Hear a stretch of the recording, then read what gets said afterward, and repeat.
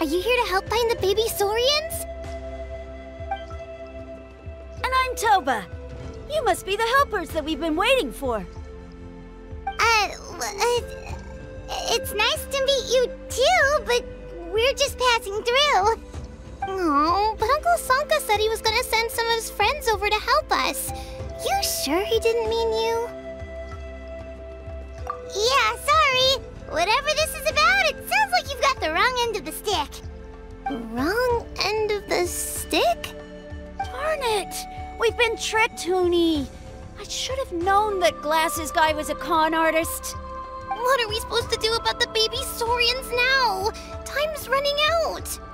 It's okay, Huni. Don't worry. Why don't you tell us what happened with these baby Saurians, huh? There's been a lot of unrest in the tribe lately, and my dad's Saurian got injured. Her name's Nana, and she has 3 little babies.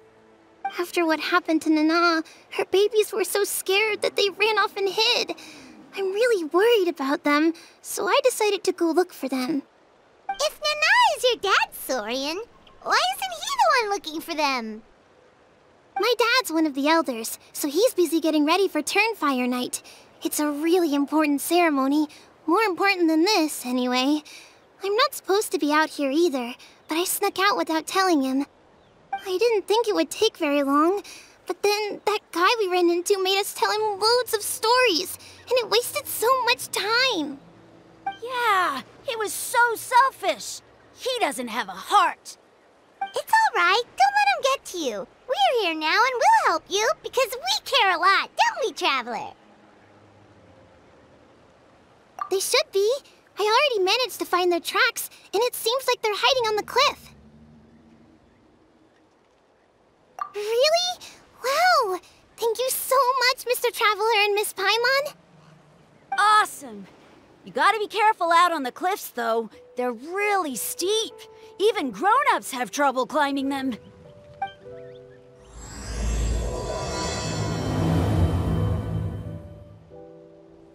Gurney said the baby Saurians are on the cliff, so let's find a way up.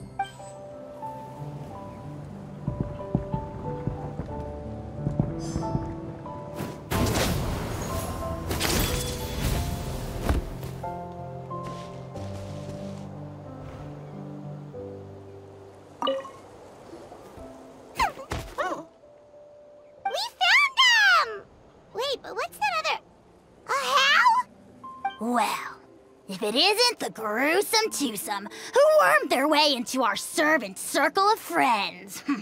Still awestruck from the last time we met? Would that be why you hastily scrambled up here to pay your respects the moment you saw us?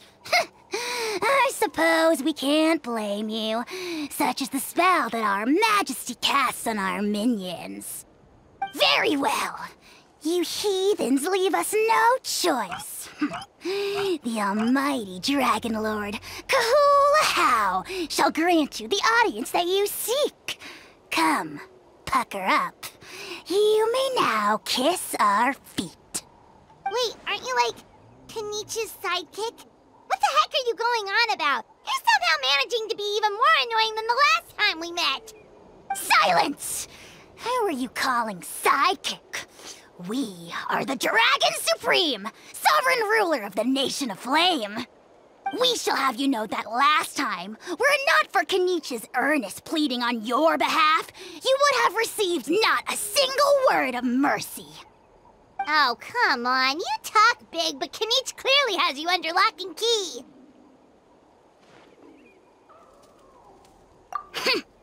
That's more like it.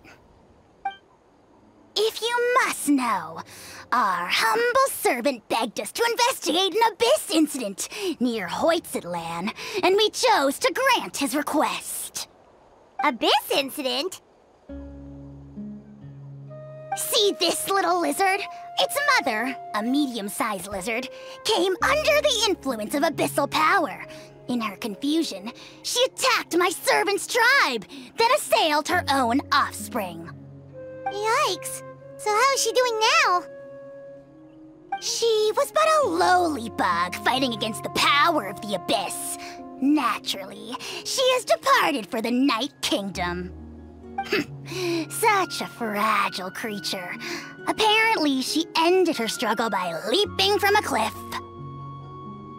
Leaping from a cliff? My dear anemic flying ant, as addled with questions as your head may be, please keep them to yourself and wipe that absurd expression off your face.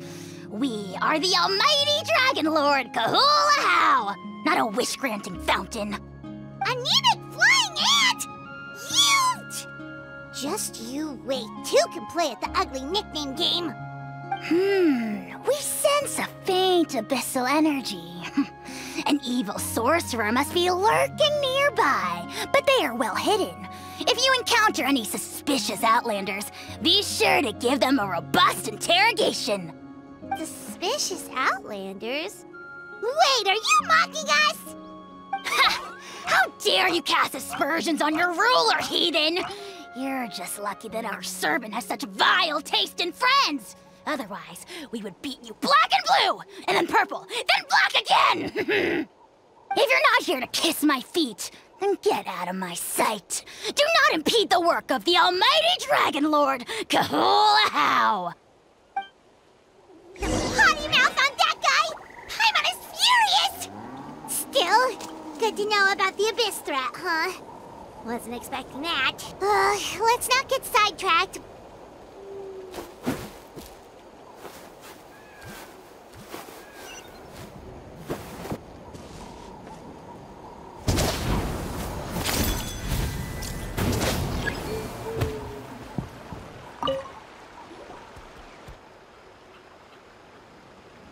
Wow, you're back already? That was so fast. I'm so glad that the babies are all right. Thank you both so much. Now we can finally go home and stop worrying about them. You're welcome. Pizza cake! You're not from Natlan, right? Because your clothes look different than ours. Oh. Hey, you must be tired after all that climbing. You should come take a rest at my house. Yeah, please come. I promise you'll get a big Scions of the Canopy welcome. We love having guests, and you're really nice people.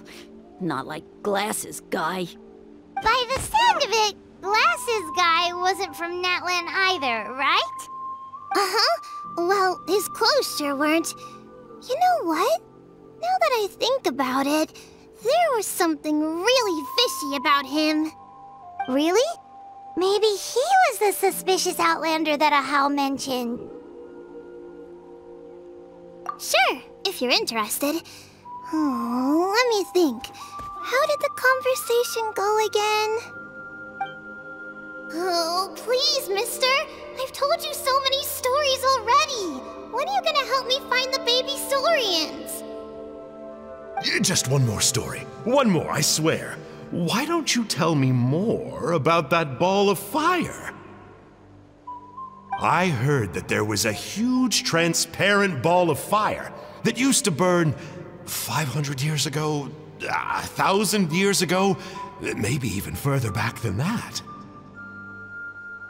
Oh, you mean Turnfire.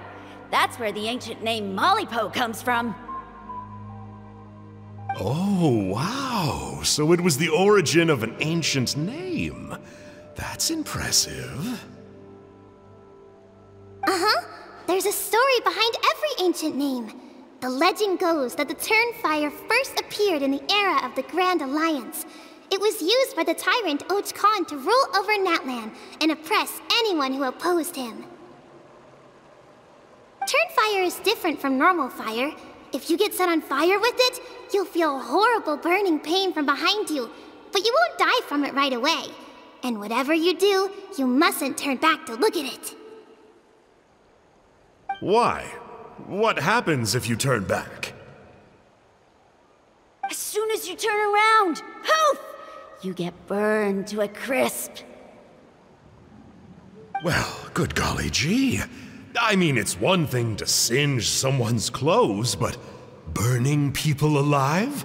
That is a big no-no in my book. Right? How nasty is it to burn someone from behind and not even let them turn around to look? Och Khan really was an evil tyrant.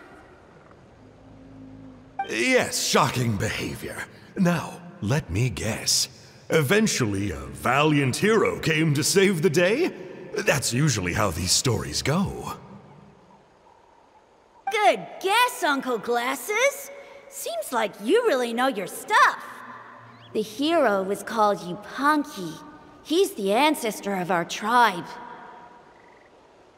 Yupanquis was friends with Och Khan the Tyrant, and also Shibalanke, the first Pyro Archon. He was working as an ordnance officer for the Grand Alliance at the time. He didn't like how Och Khan was such a cruel tyrant, so he stole the Turnfire and threw it at the Och Khan's army. The soldiers couldn't defend against it, and they all got turned to ash. And that's how our ancestors set our people free. But just as he was about to leave the city, he thought he heard Och Khan calling out to him from behind. It caught him off guard, and he turned around to look. But Och Khan wasn't there.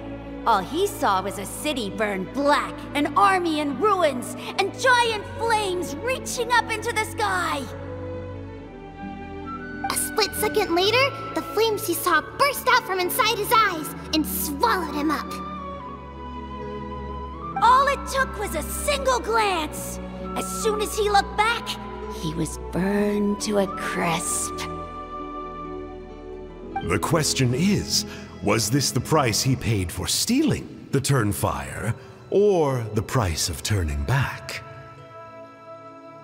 Nobody knows the answer, but the fire that consumed Yupanquis burned more fiercely than any other. It burned for 100 days until it burned a hole right through the ley lines. And then, the flame dropped into the deathly dark Night Kingdom, where it still burns to this day. The grown-ups say that it lights up the path that leads to the next life. But for the dead to be reborn, they have to accept the flames and be purified by the fire first. It's like a final look back at your life, where you have to answer for everything you did. Anyway, that's the story of Yupanquis Turnfire. Ah, a fine parable indeed. So, is it true? Is it really possible to find this fire in the Night Kingdom? I don't know. I think it's just a story. Either way, I assume this name has been passed down in your tribe ever since? Sure has. It went to Burkina, the hero that we celebrate on Turnfire Night. But that was 500 years ago. Yeah, and now it belongs to Kinich, so we often call him Malipo Kinich. Kinich, huh? All right, Uncle Glasses, that's enough stories. Now, can you please go find the baby Saurians for us like you promised? I would, but doesn't the legend of the Turnfire teach us not to look back? Let's not go dredging up the past. Tell me more about this Kinich guy. One more story, I swear. Starting now. No? Careful, Toba. You look dangerously close to cursing me out right now. Tut tut, we can't have that. Cursing is for grown-ups only. Uncle, you'd better not be trying to trick us, or the Turnfire will get you when you die. How would it get me if I'm outside of Natlan? Uncle Glasses isn't from here, you know. Unlike you. Huh? Wait, is that?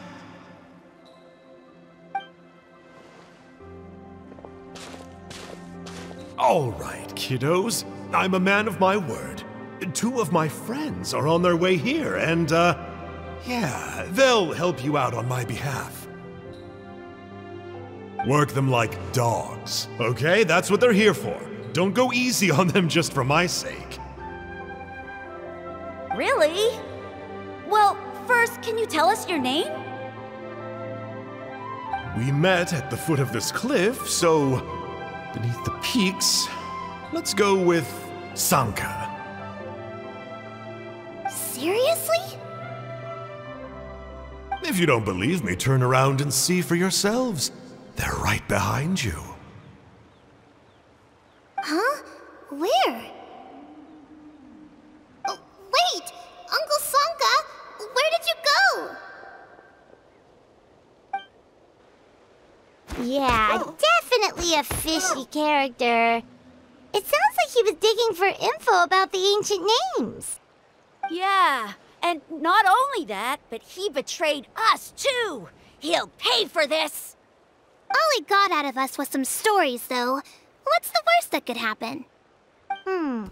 Traveler, maybe we should go tell Kinich about this. Ahau says he's investigating it, but he's a bit of a loose cannon. We probably shouldn't take him at his word. Huh? You know Kinich? Not very well, but we have met him before, and one time we had a meal together. Aw, man, I'm so jealous. I never even spoken to him. He's so cool. He's the Saurian hunter, and he has a really awesome ancient name. Me neither. I don't think my dad really likes him, though. He always tells me to stay away from him. Probably because of that little creep he always hangs out with. He's nasty, and he's so full of himself. Oh, the creep who calls himself Kahul Ahau? Yeah, we've had the pleasure of meeting him too. He sure loves pushing people's buttons.